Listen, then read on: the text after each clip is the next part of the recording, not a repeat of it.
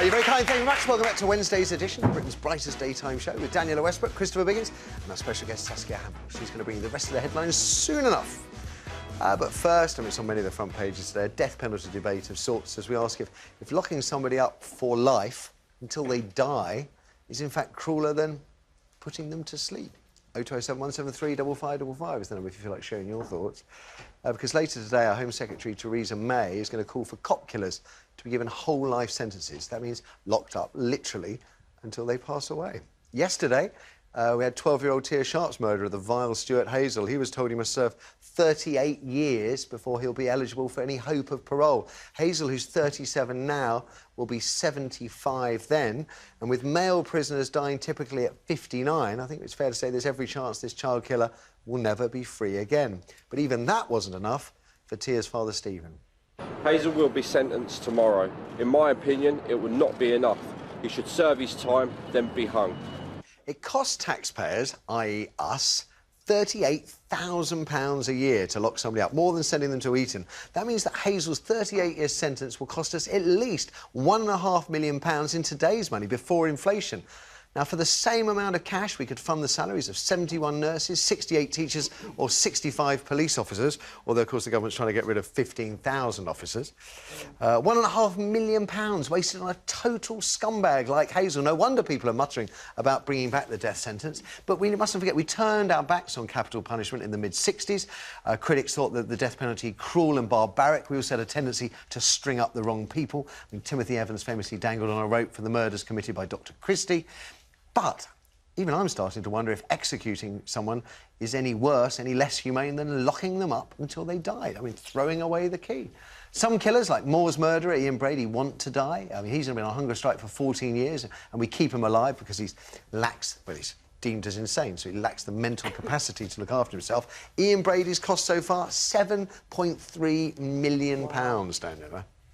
I just think it's ludicrous. I mean, I've been in California for years where they do have death row and a death penalty, but that costs them fortunes. a fortune. I mean, it's about 200 million, I think it is, in legal their costs. costings are extortionate, and you know, they have to be on death row for a long time. But I just think, as a parent, if something happened to your child, whether it be a family member or not a family member, and that person was found guilty, we should have lie detector tests and everything within the system, which we're not allowed to do because of human rights.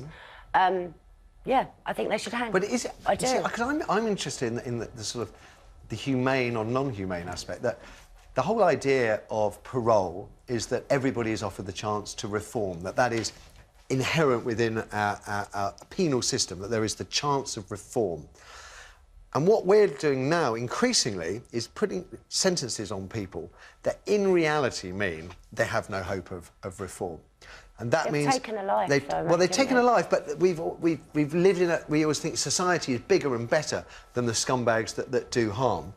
But I'm now wondering, as a society that we are all part of, whether it is actually crueler to lock somebody up forever with no hope of release than it is to execute them. Because I mean, it's impossible to say, but if I was faced between life behind bars, particularly as a sort of child killer, you're going to be picked upon the whole time, life behind bars or a quick exit. Now, a lot of the means of capital punishment that we're aware of aren't very good, but if there was a humane, quick, pain-free... I mean, some people might say... quick and pain-free? You know, I don't understand. Because we're bigger than them.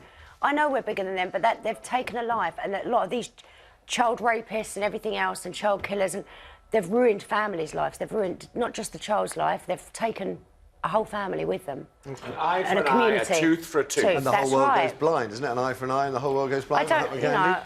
But I honestly believe that, I mean, for instance, Stuart Hazel has admitted to his guilt. Yes. So there's no question of whether he's guilty or not guilty. No. He is guilty, so he should die. OK. I feel very strongly about it. I may well be wrong, but I think Timothy Evans admitted to his guilt at one point, and yet he was entirely innocent.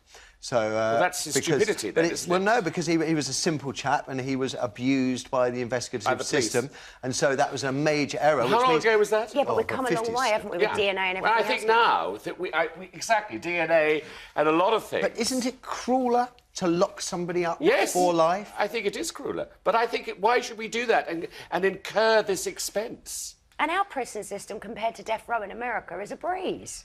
I mean, not a breeze, it's hard. Prison is hard for anybody.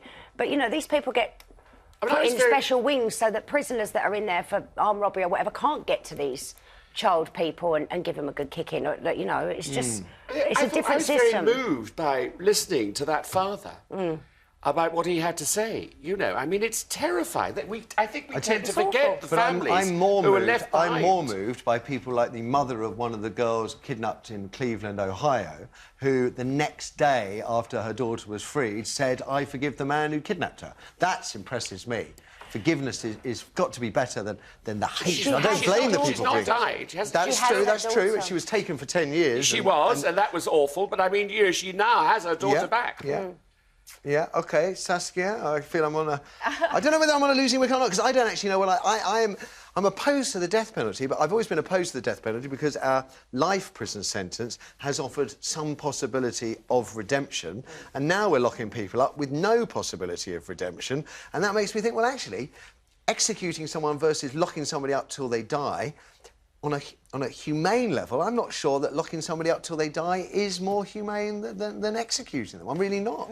I guess my issue with it is the lack of rehabilitation that happens in prisons as well. And it's like, if you're going to make someone sit out a sentence for that amount of time without, you know, proper therapy and the type of things that... I mean, obviously in this case, I don't think this man could be rehabilitated, but I think that the death penalty, you know, it kind of cuts short that process, and I agree in some cases that it's a stronger punishment to leave somebody like him in prison to think about what he's done than it is to let him off the hook, if you like. I think death is the ultimate punishment, you know, for me anyway. But I mean, there was a case honestly, if you knew you were going to be locked up and never, ever, ever released, never, no chance...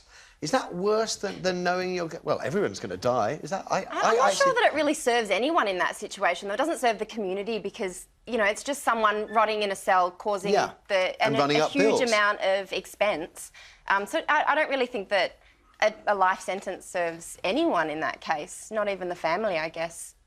OK, I think the fear of knowing that you're sentenced to death, let him feel the fear that you put that child through in her last moments. As opposed to living every day of your life knowing you'll never be free again.